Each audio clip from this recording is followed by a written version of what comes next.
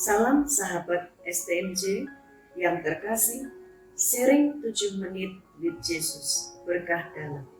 Berjumpa kembali dengan saya, Veronica Yusia Sulistianisi dari Paroki Santo Yosef Purwokerto pada hari Minggu 2 Juli 2023. Bacaan Injil hari ini diambil dari Matius 10 ayat 37 sampai dengan 42. Dan saya tertarik pada ayat yang ke-42. Dan barang siapa memberi air sejuk secangkir saja kepada salah seorang yang kecil ini, karena ia muridku, aku berkata kepadamu, sesungguhnya ia tidak akan kehilangan upahnya. Setiap manusia di dunia memerlukan air. Bahkan semua makhluk hidup yang ada di dunia ini membutuhkan air.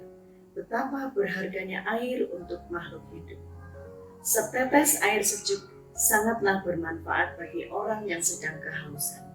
Air putih biasa adalah sesuatu yang sangat kecil, sederhana, bahkan mungkin tidak terlihat mewah. Tetapi jika kita memberikan kepada orang yang tepat dan yang sangat membutuhkan, maka air putih tersebut menjadi barang yang berharga dan menyelamatkan. Dari ayat ini saya merenung bahwa apa sih motivasi dalam memberi? Memberi yang terbaik adalah berbicara tentang kerelaan memberi dan motivasi memberi. Memberi yang terbaik adalah memberi yang berdasarkan kerelaan hati dan didasarkan kepada motivasi untuk mengasihi Tuhan dan bukan meninggikan diri sendiri. Dan akhir dari proses memberi, maka bersiap-siaplah kita untuk menerima berkat yang berkelimpahan. Bapak, Ibu, Saudara-saudara yang terkasih, sesuatu tindakan yang sederhana ternyata berdampak luar biasa. Saya ingin men-sharingkan tentang bagaimana tindakan yang sederhana berdampak menjadi berkat bagi orang lain dan bagi diri saya sendiri. Di kantor saya, tepatnya di area perparkiran, ada seorang pemuda dengan keterbatasan fisik. Dia tidak bisa berbicara, namun bisa mendengar. Dan saya bersahabat dengan dia, orang yang selalu dipandang sebelah mata oleh orang lain. Sebenarnya dia sendiri dari keluarga yang cukup berada. Bapak ibunya pernah bekerja pada salah satu instansi pemerintahan, kemudian salah satu kakak lelakinya menjadi pengacara di Jakarta, dan salah satu adik perempuannya menjadi dokter di Semarang. Tetapi pemuda ini sekalipun fisiknya cacat dan sulit berbicara, dia tidak pernah mau mengandalkan belas kasih orang. Dia terus bekerja, entah menjadi tukang parkir ataupun pengantar koran. Terkadang jika dia mempunyai uang lebih, karena memang beberapa kali sering ditransfer oleh kakaknya melalui saya. Dan dia memberi kepada teman-temannya kadang jajanan atau bahkan mungkin makan siang. Dan ini bagi saya sungguh luar biasa. Saya belajar dari ketulusan dan kerelaan berbagi di tengah keterbatasan dia. Singkat cerita, suatu saat saya didatangi tamu dan mereka menginterogasi saya tentang anak tersebut. Yang akhirnya saya tahu bahwa ternyata mereka dari kantor dinas Kementerian Sosial Jakarta. Saya menjawab beberapa pertanyaan dari mereka apa adanya, seperti yang saya lihat dalam keseharian anak tersebut. Seiring berjalannya waktu, mungkin sekitar selang 2 bulan kemudian, dia mendapat bantuan 1 unit motor Tosa gratis dari Dinas Kementerian Sosial Pusat. Dengan harapan nantinya motor tersebut dapat dipergunakannya untuk mencari nafkah.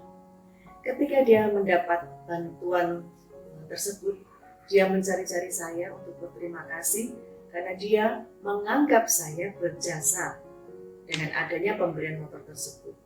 Bahkan kakaknya juga menelepon saya untuk mengucapkan terima kasih. Saya katakan bahwa apa yang saya lakukan ini tidak ada artinya sama sekali. Saya bersahabat dengan siapapun tanpa pandang suku, agama, ras, status sosial, dan lain sebagainya. Karena saya menyadari bahwa Tuhan pun sungguh mengasihi saya apa adanya. Tindakan saya adalah satu hal kecil yang tidak berarti menurut saya, namun ternyata berarti besar bagi orang lain. Bapak, Ibu, Saudara-saudari yang terkasih, pemberian itu tidak harus berupa materi, namun perhatian, cinta, dan simpati, bahkan mungkin empati, itu jauh lebih besar maknanya. Banyak hal sederhana sebenarnya yang dapat kita lakukan dalam kehidupan nyata sehari-hari untuk orang lain, terutama bagi orang-orang yang tersisihkan dalam masyarakat. Mereka sungguh memerlukan uluran tangan kita. Sehina apapun orang, dia tetaplah umat ciptaan Allah yang harus kita perlakukan dengan baik.